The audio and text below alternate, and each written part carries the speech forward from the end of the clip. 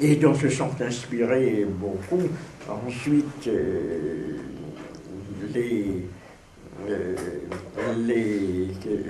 mouvements de rénovation, de révolte, d'émancipation des années 60, 70 en Amérique, aux États-Unis ou en Europe. Ensuite, où Thoreau a eu beaucoup de célébrité. Donc voilà à peu près ce que j'avais à vous dire comme présentation de cette pensée de Emerson dans ses relations, dans son mouvement propre, dans ses relations également à Deleuze, ce qui est un peu risqué peut-être et difficile, parce que je ne sais pas, étant donné que là, je ne voudrais pas faire parler a posteriori Deleuze, qui ne peut dire si il a été influencé par Emerson ou non, ou s'il a pensé à lui dans les différentes parties, les différents mouvements de son œuvre. J'en parlerai, si c'est la prochaine fois, je reprends la parole pour continuer un petit peu ce qui a été dit, puisque j'ai dit que c'est ça, le 24 janvier. C'est ça. Ça serait. Quand est-ce qu'on parle? Là, c'est le 24 janvier qu'il prie. Non, c'est le 14 février. C'est ça, c'est Caïline, donc le 24 janvier. J'en parlerai un peu. C'est un livre de Dan Sauvagnargues qui s'appelle précisément L'empirisme transcendantal, qui est un livre très intéressant. Mais très curieusement, d'ailleurs, je trouve, il ne mentionne pas du tout, il a un glossaire. Or, dans ce glossaire, il n'y est pas du tout question le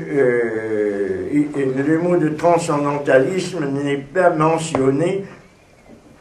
Si je rencontre Anne Sauvagnargues, je lui demanderai quelle est sa pensée là-dessus. Je ne l'ai pas vu momentanément. Mais je pense que c'est peut-être une omission, mais qu'en tout cas, qu'il y ait une relation avec le transcendantalisme réel ou non, là n'est pas le problème, mais je pense qu'il y a beaucoup de ressemblances ou d'échos, comme dit Deleuze, avec le transcendantalisme. De la même façon, on ne voit pas ici mentionner, mais il est vrai qu'il n'y a pas de... Si les noms, il y a des noms qui sont mentionnés, or Emerson n'est pas mentionné. Emerson n'est pas mentionné. Il n'y a pas non plus Thoreau. Il n'y a aucun transcendentaliste. Il n'y a il y a des cinéastes. Il y a Diderot est mentionné, mais là aussi, la pensée de Diderot aussi est en relation étroite d'ailleurs, par tout un aspect de sa théorie de l'énergie naturelle, sa théorie du clavecin, des fibres du clavecin qui est tel qu'il le développe dans le son de d'Alembert est en relation étroite avec cette conception de la vibration de l'homme, relativement de l'individu relativement à l'univers, qui a été développé dans un très beau livre qui est celui de... C'est le nom qui m'échappe, c'est le clavecin de Diderot, je perds la mémoire, de Crevel. le surréaliste qui a été proscrit par Harari.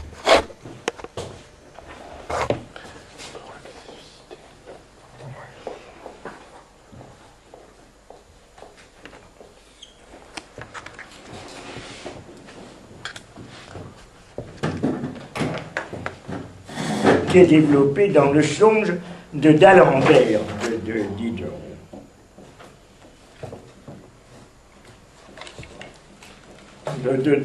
Dont Deleuze ne parle pas beaucoup, mais qui est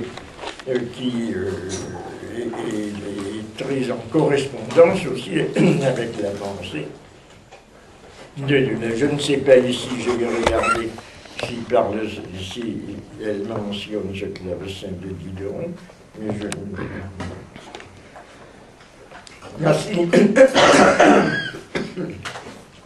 Si c'est un non, c'est pas ça. C'est parce que Deleuze le fait dans une introduction à la religieuse de Diderot, qui se trouve avoir été édité en 1947.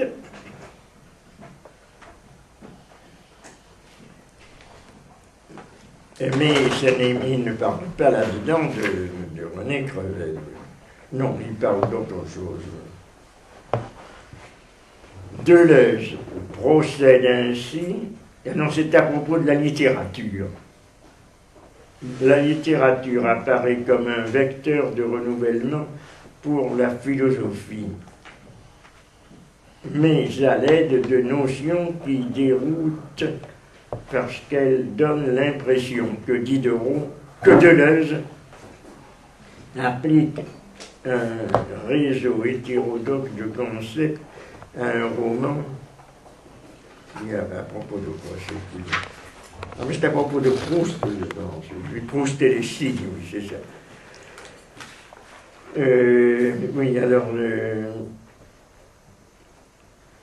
l'érudition forte qui commande cette lecture, ah oui, parce qu'elle consacre beaucoup, il faudra qu'on y revienne, ce livre, dans l'analyse de Proust et les signes. L'érudition forte qui commande cette lecture dogmatique indique pourtant deux résultats importants. Le caractère nécessairement systématique d'une prise philosophique qui ne procède nullement sur le mode du commentaire. Il s'agit plutôt d'une relance de la philosophie à partir du cas concret. Deleuze procède ainsi, oui, c'est une comparaison entre la manière dont il agit dans Proust et les signes et la façon dont il a préfacé la religieuse de Diderot. Deleuze procède ainsi depuis son premier texte consacré à la religieuse de Diderot et il applique toujours cette forme singulière de systématique immanente à l'œuvre. Là, il faudra avoir présent à l'esprit la façon. Effectivement, il n'y a pas... j'ai lu cette préface de la religieuse de Diderot, mais je ne vois pas exactement il ne porte pas particulièrement sur le contenu de la religieuse. Il porte essentiellement sur le mode de transmission, puisque c'est une œuvre que Diderot dit avoir reçu d'un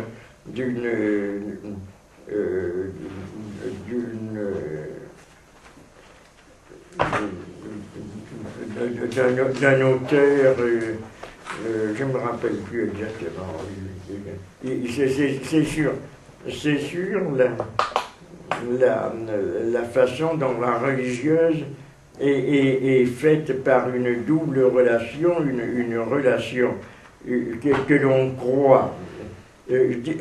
Ah oui, c'est ça, c'est relativement une sorte de mystification. La religieuse de Diderot est une sorte de mystification. Il fait croire que c'est une véritable lettre d'une religieuse à laquelle effectivement quelqu'un auquel ce livre est dédicacé s'était intéressé, mais en fait c'est une construction purement et simplement de Diderot.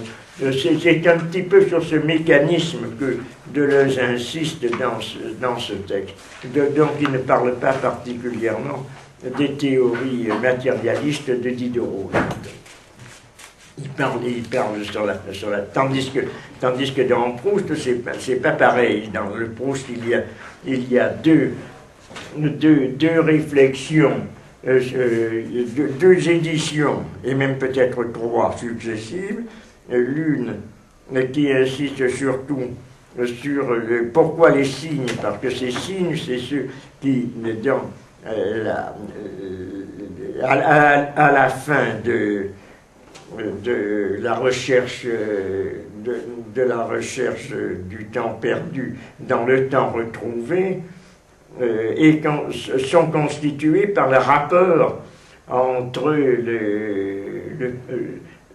l'événement passé et la façon dont il est réévoqué dans le présent, ce qu'on appelle la mémoire involontaire, entre la mémoire intellectuelle en quelque sorte et la mémoire involontaire qui restitue des éléments du passé, qui les fait revivre et sur lesquels Proust constitue toute une théorie de l'écriture comme étant consacrée à dégager ce qu'il appelle des essences et qui sont dus à ces souvenirs que l'on pourra appeler affectifs ou involontaires, dont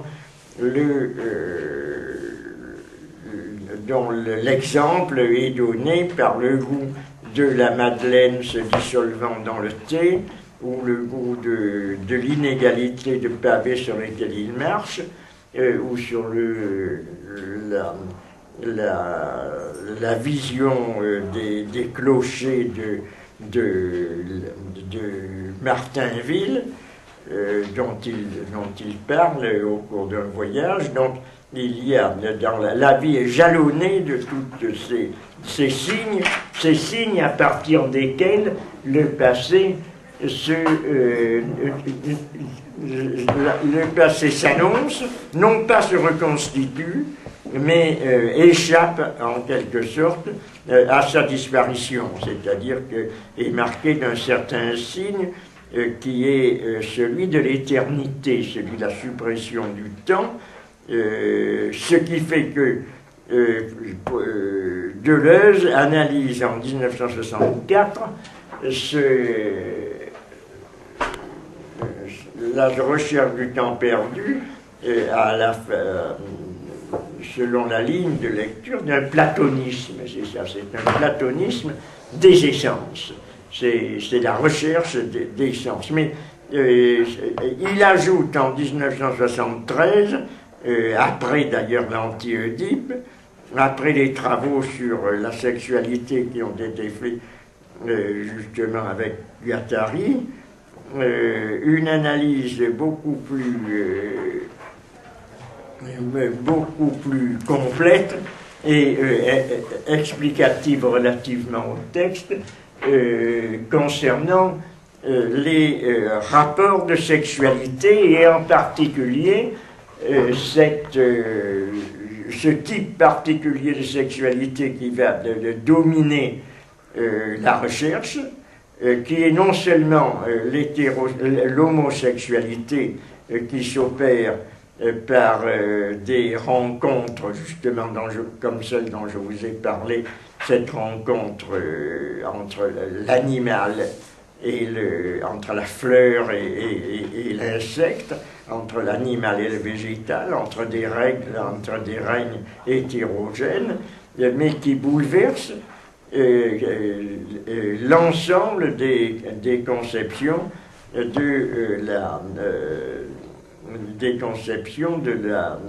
des théories de la sexualité, qui ne s'appliquent pas simplement à l'homosexualité, mais qui bouleversent les théories de la sexualité. C'est intéressant. J'y reviendrai d'ailleurs la prochaine fois. Alors, il y consacre une analyse intéressante à travers ce livre, l'empirisme transcendantal, puisqu'il commence par une étude dans Proust et les signes, et se termine par un chapitre qui est consacré justement à ce chapitre qui s'appelle Signes, machines et orchidées. Orchidées, c'est justement cette rencontre de la capture de la guêpe et l'orchidée, à partir de Proust dans la recherche du temps perdu, dans le Sodome et Gomorrhe. Et ça se termine, là ce qui serait intéressant pour un exposé sur l'histoire qui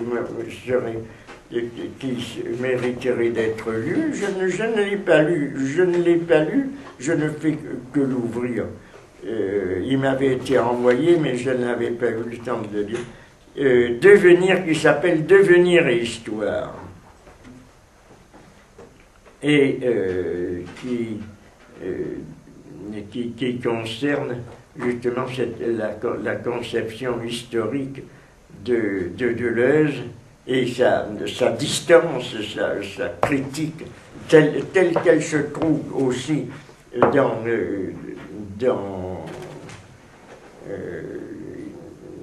Qu'est-ce que la philosophie de l'histoire par rapport à la philosophie. Donc ça vaudrait la peine d'être lu, mais je pense y consacrer la fois prochaine. Pour le moment, je m'arrête à ce que j'ai dit, parce qu'il faudrait que je regarde plus attentivement ce livre pour vous dire exactement ce dont il parle. Mais il est intéressant parce que Anne Sauvagnard, qui a été l'auteur de livres très intéressants sur Deleuze, en particulier sur l'art et dans la conception deleuzienne. La seule chose, c'est que ce sont les titres sont intéressants. Maintenant, ça ne veut pas dire grand-chose de lire simplement les titres. C'est très détaillé. La table des matières est extrêmement détaillée, puisque l'ensemble s'appelle Empirisme transcendantal. Alors, il fait apparaître le chapitre 1, ça s'appelle l'empirisme transcendantal, étudié à partir de ces deux concepts, c'est ça dont il faut retenir, peut-être, qui sont chez Deleuze, ce qu'il appelle le jeu fêlé et le moi dissous, c'est-à-dire l'effritement ou la disparition du sujet. Alors le domaine de l'empirisme, le domaine de l'expérience apparaît justement dans cette dissolution du sujet qu'on voit dans sa première étude sur Hume et l'empirisme, mais que l'on pourrait également voir, puisque ce sont des études aussi sur une certaine forme d'empirisme transcendantal, dans ces études d'Emerson, où on peut dire que la nature vient se substituer au sujet. Le sujet n'est que... il y a une expression un petit peu semblable à cela dans Emerson. Le sujet est confronté au paysage de la nature, c'est-à-dire à travers la tranquillité du paysage, et spécialement, ça c'est une phrase qui n'est pas mal, qui correspondrait un peu à cette sorte de dissolution du sujet dans l'immanence naturelle, à travers la tranquillité du paysage, et spécialement de la ligne lointaine de l'horizon, l'homme contemple quelque chose d'aussi magnifique que sa propre nature. Phrase un peu énigmatique, c'est certain, mais qui, justement, dans cette... qui n'est pas très claire, mais dans cette absence un petit peu de clarté, se dissimule quelque chose qui est d'une profondeur plus grande, peut-être, que l'idée qu'il y a l'homme d'une part, la nature de l'autre, qui éveille cette idée d'un va-et-vient.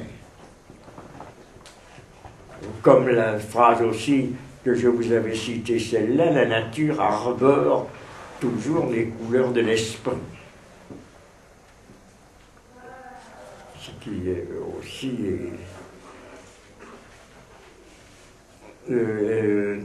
alors là, plus en relation, je termine là, parce qu'il faut que je termine, plus en relation, vous là, il faut que je termine. L'homme a plus en relation avec le romantisme, peut-être, l'homme a le sentiment d'une âme universelle se tenant à l'intérieur de son existence individuelle, ou derrière elle.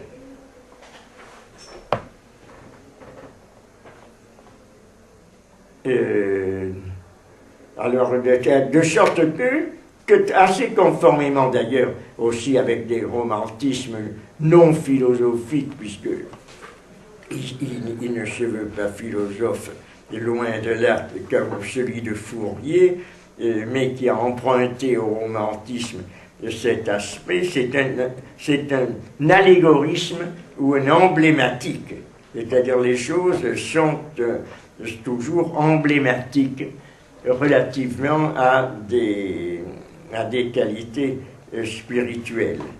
L'esprit, dit-il, contient en lui la vie. La fourmi devient un guide pour l'homme, et cette découverte faite récemment qu'elle ne dort jamais devient tout à coup une idée sublime.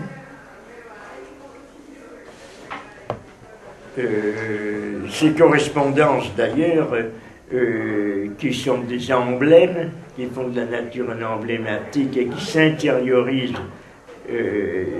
dans la pensée humaine, font aussi beaucoup penser à quelque chose d'autre dans les études contemporaines, qui c'est la pensée sauvage de Lévi-Strauss, qui analyse cette pensée selon des correspondances ou des classements dans l'ordre des événements naturels. Il y a toujours quelque chose qui, dans la nature, s'intériorise sous forme de pensée, ou alors la grande idée d'Emerson, c'est que le langage a une origine métaphorique, qui est exactement la pensée de Nietzsche dans son étude sur l'origine, ses études sur l'origine du langage.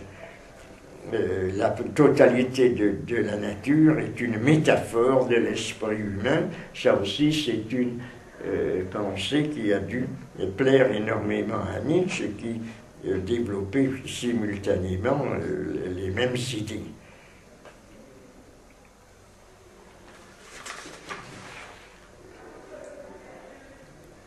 Ou alors le non-substantialisme, j'avais noté également ici, d'Emerson, que la matière est un phénomène et non une substance. Et ces expressions très, très curieuses, aussi assez énigmatiques, d'une part où il est écrit l'homme est un dieu en ruine, et d'autre part l'homme est le nain de lui-même, en se recommandant peut-être sans le dire là de penser que sans doute Emerson a emprunté ou directement ou à travers les Allemands qu'il a lus comme Franz von Bader, d'idée de la gnose, celle du grand homme, celle qui est également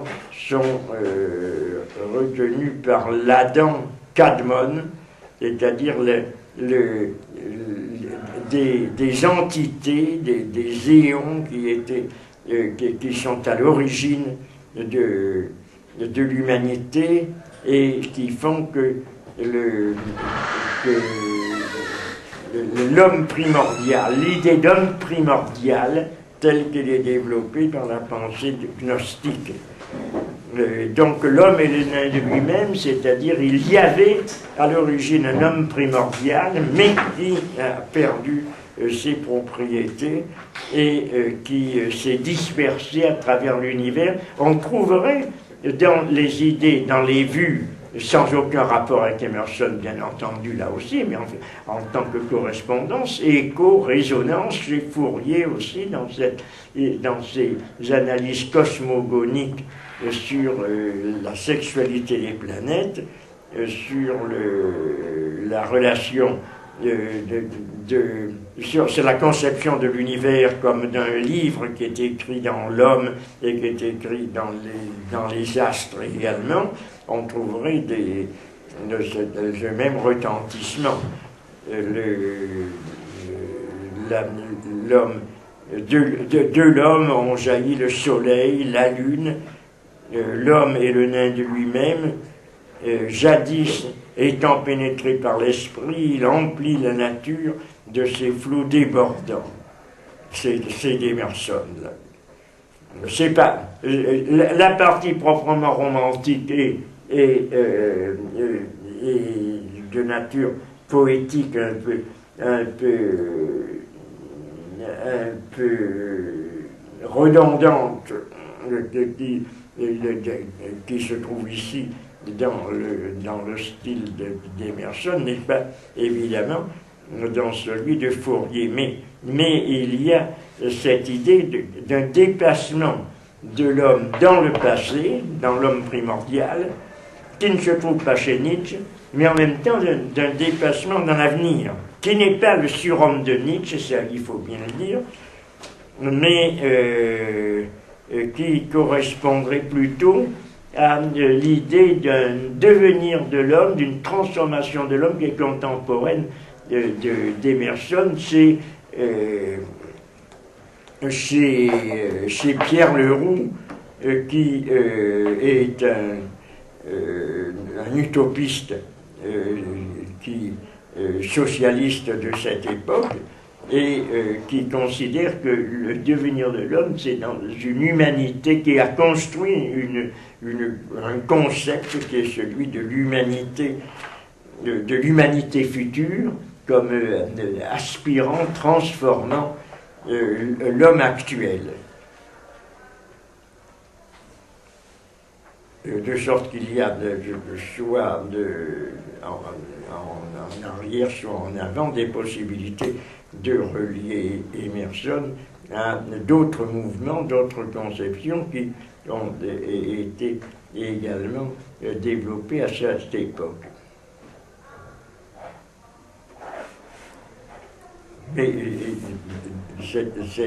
cet éclatement de l'homme, c'est-à-dire l'homme on ne pourrait pas dire qu'il y ait en quoi que ce soit quelque chose qui est un rapport avec la critique ou l'éclatement de la figure de l'homme chez Foucault, mais on peut malgré tout relier un peu cette idée de Foucault de la disparition de la figure de l'homme, de son caractère provisoire, et qui doit peut-être s'effacer, quelque chose qui, et ainsi que chez Nietzsche, dans l'idée de l'homme doit être quelque chose qui doit être surmonté, on peut trouver également chez Emerson, non pas l'idée de surmonter l'homme, non pas l'idée de son effacement, mais l'idée qu'il est dominé par quelque chose et qui ne représente effectivement que quelque chose de dégradé.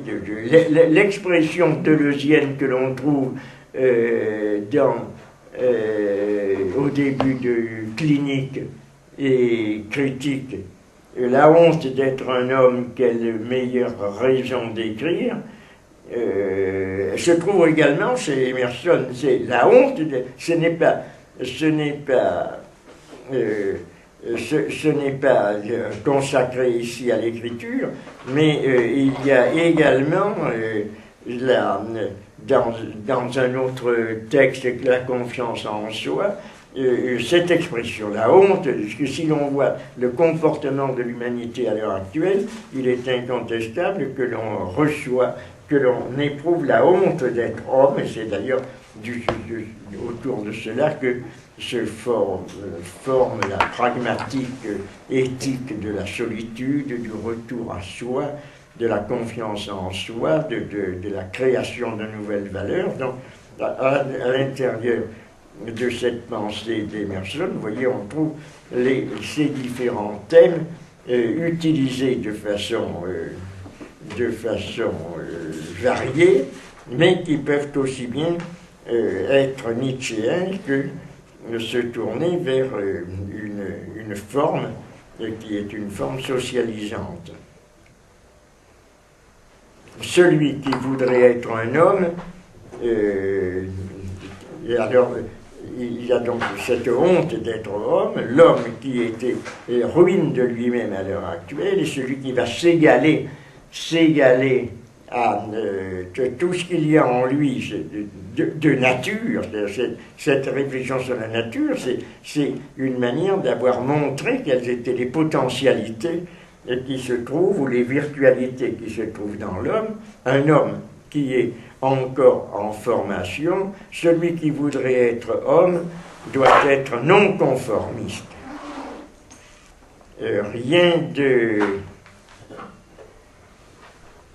C'est ça, rien n'est sacré en définitive que l'intégrité de notre esprit, mais en réponse à notre non-conformiste, ce sont des citations que je choisis au hasard. Le monde nous frappe du fouet de son déplaisir. J'ai honte d'être homme lorsque je pense de la facilité avec laquelle nous capitulons. Alors ça fait penser un petit peu à cette honte d'être homme d'Emerson, sur lequel lui il se rejoint donc particulièrement, parfaitement avec Deleuze dans cette entreprise à la fois philosophique et politique. Bon, j'ai terminé là-dessus. S'il y a quelques remarques, je vous dis, je reprendrai cette idée à travers la prochaine fois, à travers le livre de Dan Sauvagnargues sur l'empirisme transcendantal, mais peut-être il y en a qui sont intéressés par Emerson. On peut trouver, je vous avais dit, je ne sais pas si vous en avez lu, de l'Emerson, la confiance en soi et autres essais. Je ne sais pas si vous l'avez lu. Et Taureau également, que vous pouvez vous procurer. Est-ce qu'il y a d'autres remarques? Non? Ah, voilà. Christophe. 5 minutes. Allez, 1 minute. Ça m'a beaucoup intéressé d'entendre tout ce que tu as pu dire sur Emerson. En t'écoutant, j'avais l'impression d'être Emerson. Comment? En t'écoutant, j'avais l'impression d'être moi-même Emerson. C'est quelque chose qui me touche énormément. Être en sympathie avec quelque chose, un texte. Et ce que je voudrais dire, c'est, ce qui m'intéresse énormément, c'est le croisement entre philosophie et poésie. Chez Emerson, on sent bien qu'il est travaillé sans arrêt par la métaphore. Le monde est lui-même une ressource qui ne peut pas être conceptualisée. Donc il y a toujours l'usage de la métaphore pour en même temps dissoudre le sujet de l'homme dans le monde. Et ça, je trouve ça vraiment magnifique. Et je ne connais pas très bien Emerson, mais en fin de compte, est-ce qu'il y a vraiment un concept dans sa philosophie, ou est-ce qu'il y a, en fin de compte, des métaphores qui viennent, en fin de compte, raboter, limer les concepts, pour, en fin de compte, les dissoudre quelque part? Est-ce qu'il y a vraiment un concept dans cette philosophie? S'il y a un concept qui pourrait embrasser son œuvre, ou en fin de compte, c'est quelque chose qui est brisé sans arrêt par des métaphores qui viennent parler de l'ensemble, de ce qu'il y a, et de ce qui excède sans arrêt ce qu'il y a.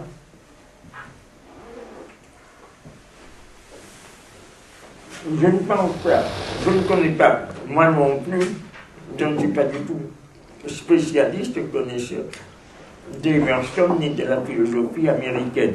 J'ai annoté quelques ouvrages, mais comme je ne les ai pas possédés, ni dominés totalement, il faudrait que je retrouve ces études qui ont été faites. J'ai dû le noter à certains endroits, des études plus précises sur la concept. Justement, il n'y a pas plus de concept que, si tu veux, il y en a chez Fourier, bien qu'il ne soit pas. Il y a une différence entre Emerson et Fourier, mais ce n'est pas un homme du concept. Il est pas plus d'ailleurs que Kierkegaard dont je parlais tout à l'heure. Ce n'est qu'en forçant les mots que l'on pourrait parler des concepts kierkegaardiens, puisque Kierkegaard était fondamentalement contre le concept assimilé à Hegel. J'avais dit au début que toute cette pensée américaine et le transcendantalisme était une issue qui a été apportée à la pensée dialectique. Et bien que les termes, je crois, bien que les références parfois à Hegel peuvent se trouver ainsi que le mot de dialectique, mais en fait, c'est une pensée qui essentiellement est opposée à la forme logique de la dialectique hegelienne, à l'intérieur du devenir, à l'intérieur du concept. Donc, on peut bien dire il y a des concepts, oui, mais la pensée de Emerson, c'est un prédicateur, c'est un peu comme Kierkegaard. Il a moins de talent, moins d'emphase et de fécondité, très certainement, que Kierkegaard. Il y a plus, vraisemblablement, il a eu plus d'écho dans la mesure où, au sens très ordinaire du terme, il est plus accessible, plus facile de penser. Mais c'est essentiellement un prédicateur, donc tu dis il n'agit pas, il ne parle pas uniquement par métaphore, mais il utilise volontiers le récit, la confidence,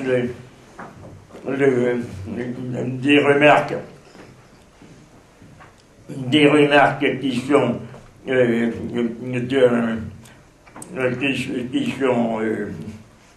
celles de la conversation, il ressemble beaucoup, et je crois d'ailleurs qu'il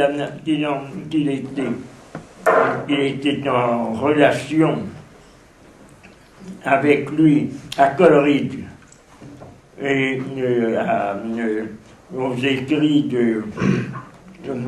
à ces modes de réflexion comme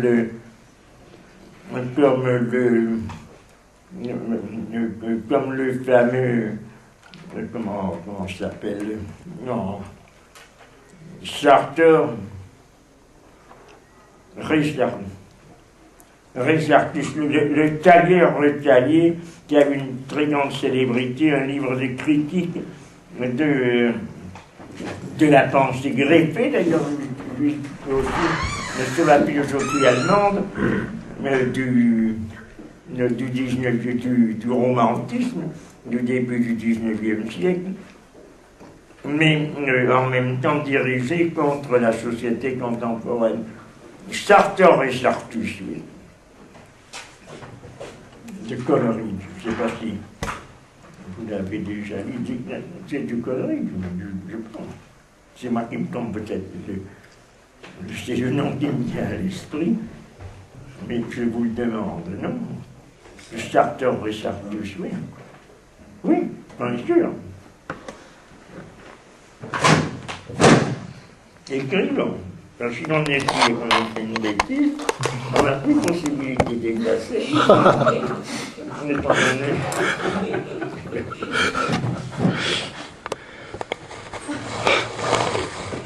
Écrivons en date, je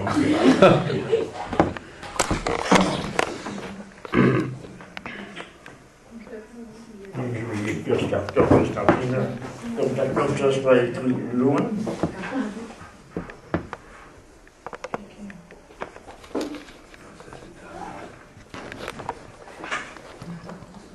C'est une philosophie du vêtement, ça s'appelle le tailleur retaillé. Je vous en conseille de la découvrir. C'est très spirituel, c'est en même temps critique, mais on peut y appliquer une recherche d'un concept. Le mot n'est pas approprié à ce moment-là. Ou alors il faut créer, à la manière de Lejeune, si on peut créer un concept particulier. On peut, comme il a fait le pli, comme il a utilisé le pli, comme Deleuze a utilisé le pli pour conceptualiser le baroque, on peut conceptualiser cette pensée sous la forme du tailleur, le taillé. Le tailleur, c'est peut-être un concept philosophique. C'est pas exactement un tailleur, il ne m'origine pas. Le Coleridge écrit plutôt dans une pensée commandée par une forme d'humour, un peu comme Sterne, qui est un autre anglais également. Mais tandis que Emerson ne m'origine pas, c'est-à-dire ne se livre pas particulièrement à une critique humoristique, mais il y a beaucoup dans certains textes, qui sont plus descriptifs, il y a beaucoup d'humour. Et également, il y a un texte également sur la pensée américaine, sur la pensée anglaise, je ne sais pas comment il s'appelle. Il n'est pas là. Je ne sais pas s'il y a la citation de l'ensemble de son œuvre. Donc disons que c'est une pensée philosophique, mais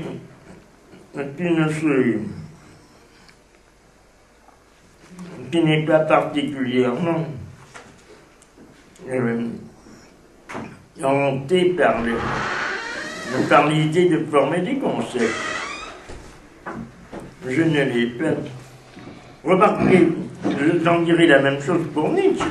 C'est très difficile d'insérer Nietzsche à l'intérieur d'une pensée conceptuelle. L'on peut le faire, mais dans la mesure.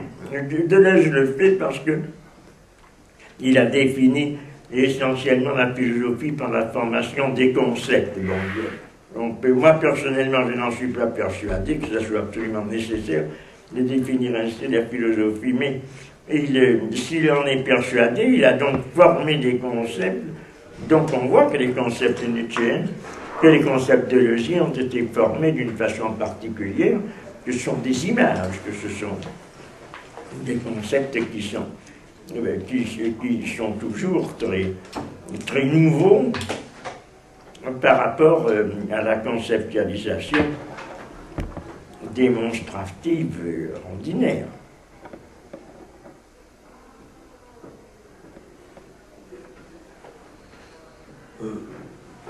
Outre le rapport entre philosophie et littérature, les utopies du transcendentalisme ont inspiré, tu as fait allusion d'ailleurs en fin de l'exposé, ont inspiré la Beat Generation, Kerouac et compagnie, et dans les années 60, la Beat Generation et la philosophie hippie dans les années 60, et puis la philosophie hippie dans les années 70.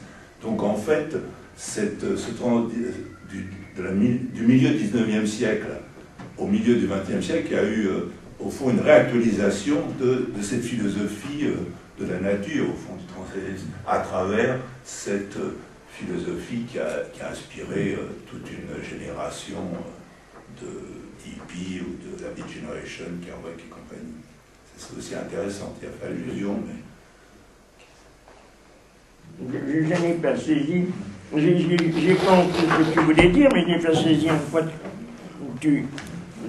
quoi ça forme une question. C'est l'utopie du transcendentalisme sur le pacifisme ou sur le retour à la nature ou le végétarisme, inspiré la philosophie hippie des années 70. Cette philosophie, sans qu'ils aient lu Emerson.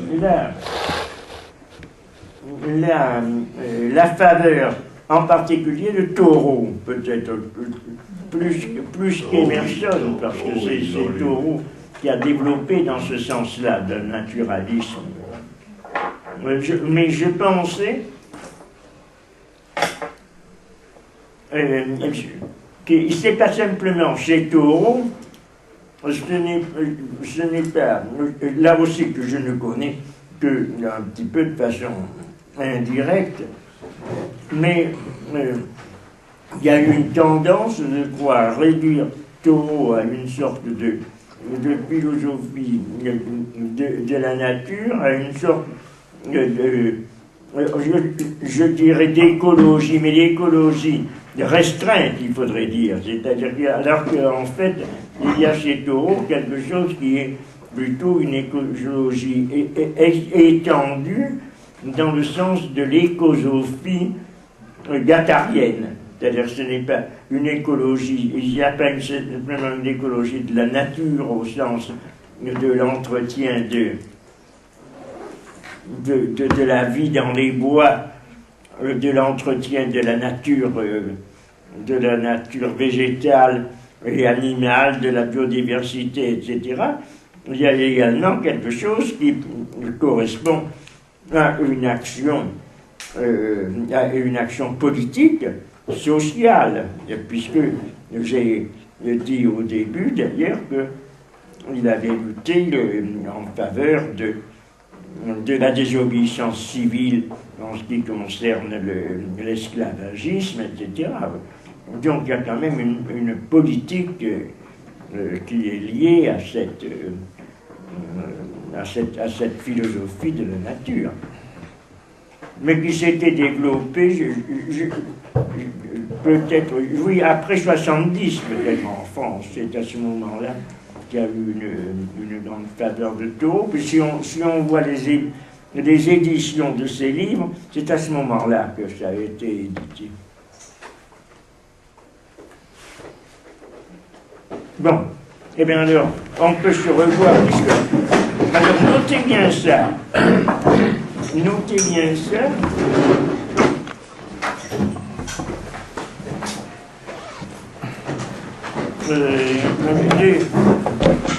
Parce que je n'ai pas noté, moi, ça, bien que ça soit inamovible sur ce tableau, je ne sais pas comment ils feront pour les passer. C'est avec de l'alcool. Ils pourront venir ces effaceurs d'inscription, ou alors c'est moi qu'on va condamner à des travaux forcés en me donnant, comment ça s'appelle? Constantin était... Un jet d'eau puissant, un jet d'eau surpuissant, de façon à effacer ça. Il faut assez. Et oui.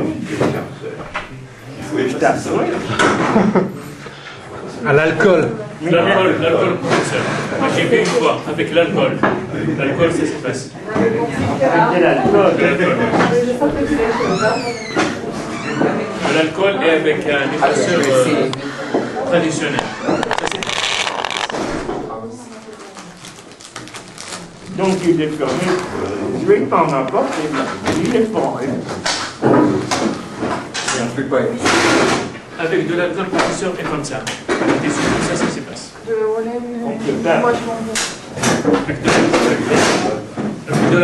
Avec de l'alcool en plus. De l'alcool, oui.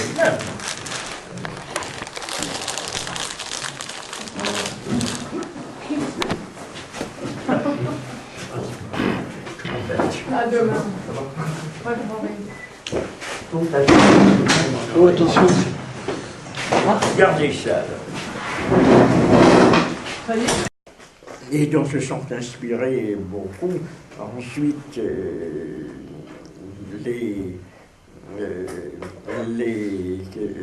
mouvements de rénovation, de révolte, d'émancipation des années 60, 70 en Amérique, aux États-Unis ou en Europe. Ensuite, où Thoreau a eu beaucoup de célébrité. Donc voilà à peu près ce que j'avais à vous dire comme présentation de cette pensée de Emerson dans ses relations, dans son mouvement propre, dans ses relations également à Deleuze,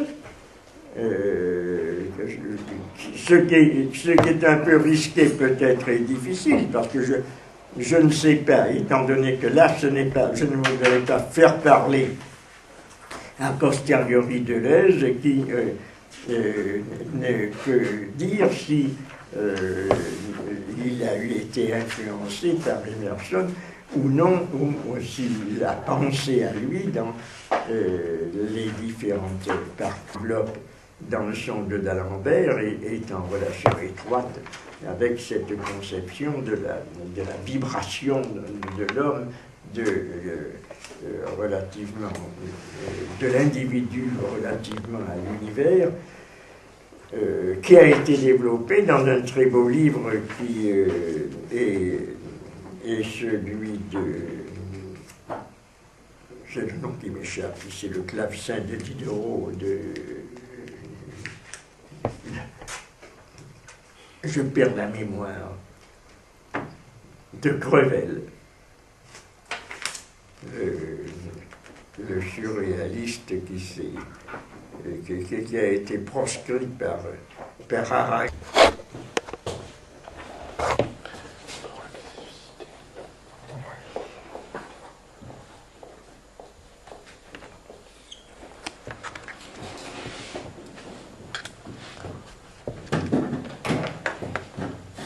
Qui est développé dans le songe de d'Alembert de Diderot.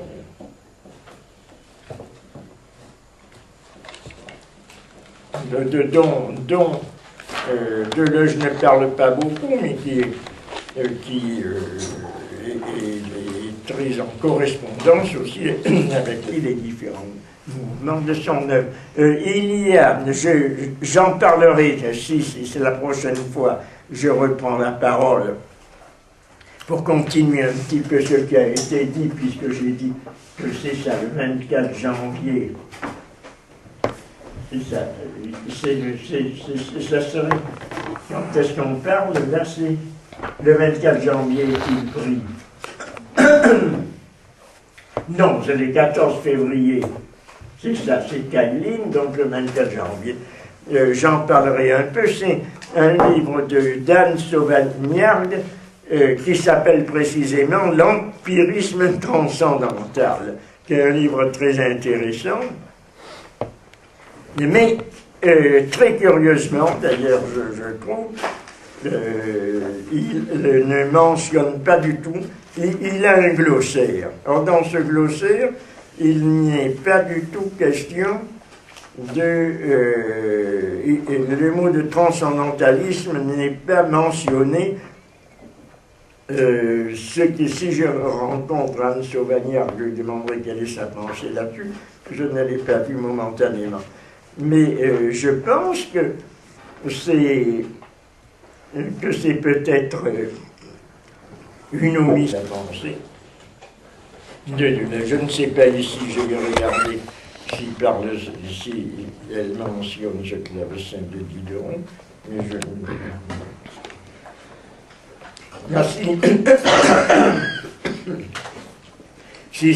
c'est pas ça, c'est parce que Deleuze le fait dans une introduction à la religieuse de Diderot, qui se trouve avoir été édité en 1947.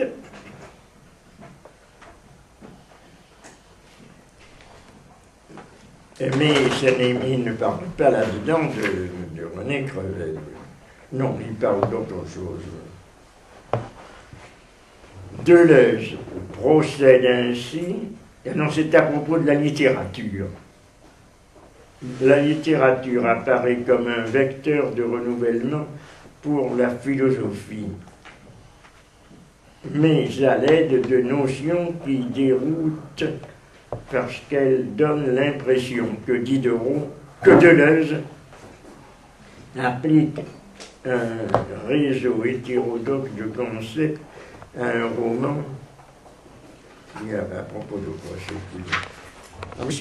Mais qu'en tout cas, qu'il y ait une relation avec le transcendantalisme réel ou non, là n'est pas le problème, mais je pense qu'il y a beaucoup de ressemblances ou d'échos, comme dit Deleuze, avec le transcendantalisme. De la même façon, on ne voit pas ici mentionner, mais il est vrai qu'il n'y a pas de... Si les noms, il y a des noms qui sont mentionnés, or Emerson n'est pas mentionné. Il n'y a pas non plus Thoreau, il n'y a aucun transcendentaliste, il y